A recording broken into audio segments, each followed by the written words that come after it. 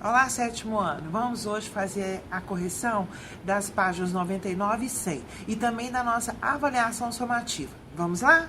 Para a realização das atividades de número 1 a 3, é necessária a leitura de um anúncio que está aí na página 99, que foi um anúncio publicado na revista Veja em dezembro de 2005. Numa edição especial. Então, o anúncio diz o seguinte: uma empresa agride a natureza até que a natureza e a sociedade reajam. E tem a imagem de um rio, né? Parece um rio, com vários peixes mortos. Vários. E o texto, tão importante quanto preservar o meio ambiente e corrigir os abusos cometidos contra ele, é mudar mentalidades e as suas práticas. A responsabilidade social é parte das novas atitudes de respeito à natureza. Trata-se de um ideal contemporâneo, um meio transformador que constrói uma sociedade sustentável do ponto de vista ambiental, social e empresarial. Todos os vínculos são requalificados entre empresas, governos, pessoas e entre todos eles e o meio ambiente. Muitas empresas já fazem parte dessa cultura que traz resultados positivos para os negócios e para a sociedade. A natureza está nos lucros, não nas perdas. Instituto Ethos. Então vamos para a questão número 1. O anúncio destaca a importância de cuidar do meio ambiente. Quem é o locutor desse anúncio? Então, como está no próprio anúncio lá embaixo, é o Instituto Ethos.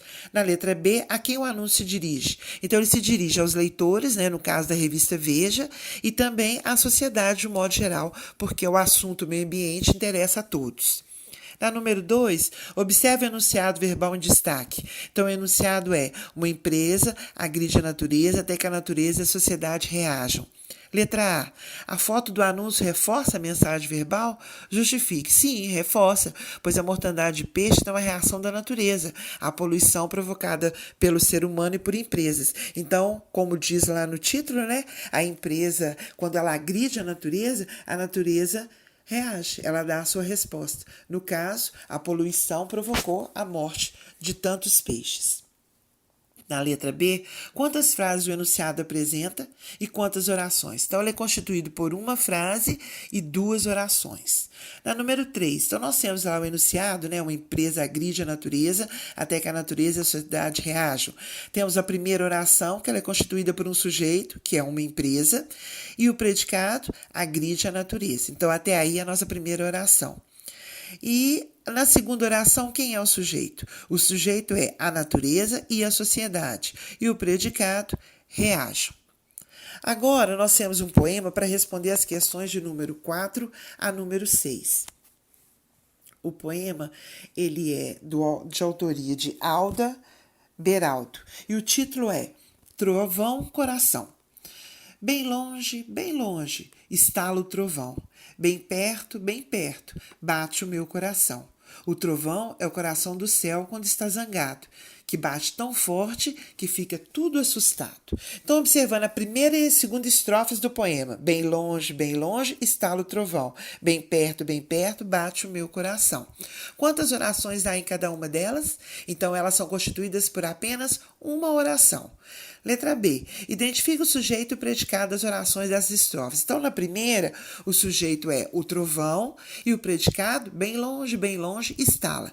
Na segunda, o sujeito é o meu coração e o predicado, bem perto, bate. Na letra C, que elemento é destacado nas duas orações? O sujeito ou a oração? Bom, a ação estala na primeira oração e bate na segunda oração, certo? Letra D. A que se deve esse destaque? Bom, é o fato do verbo ter sido empregado antes do sujeito. Então, nós temos um caso aí dele vir antes, saindo daquela ordem que nós já conhecemos. Primeiro o sujeito, depois o verbo, né? Aqui, no caso, aconteceu o contrário. Número 5. Na terceira estrofe, ocorre o encontro de elementos das estrofes anteriores. Quais são esses elementos? São as duas palavrinhas lá, o trovão e coração. Qual que é a função sintática desses elementos na oração lá do primeiro verso? No primeiro, trovão é sujeito e no outro, coração é o núcleo do predicado. É a palavra mais importante lá do predicado.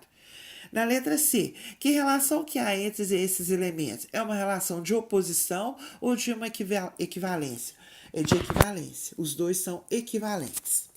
Número 6, observe a quarta estrofe do poema. Então, a quarta estrofe é aquela que bate tão forte que fica tudo assustado. A palavra que está no primeiro verso, ela é o sujeito do verbo bater. Então, qual que é o termo retomado por essa palavra?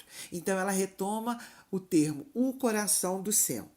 E na letra B, qual é o sujeito e qual é o predicado da oração constituída pelo segundo verso dessa estrofe? Então, são tudo e fica assustado, ok?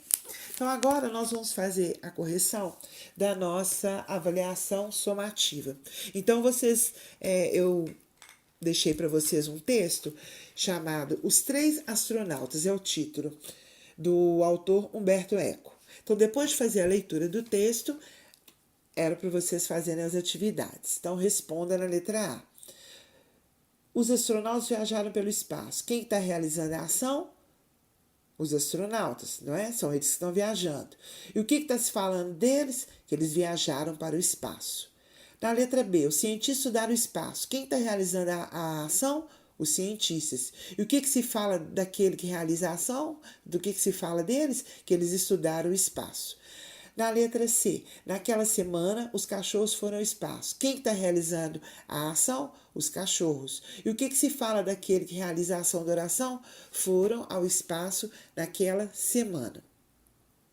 Depois, na letra D, o americano sentia saudades. Quem está realizando a ação? O americano. O que se fala daquele que realiza a ação da oração? Que ele sentia saudades. Na letra E, aquele astronauta russo decolou ontem. Quem realiza a ação da oração? Aquele astronauta russo. O que se fala daquele que realiza a ação da oração?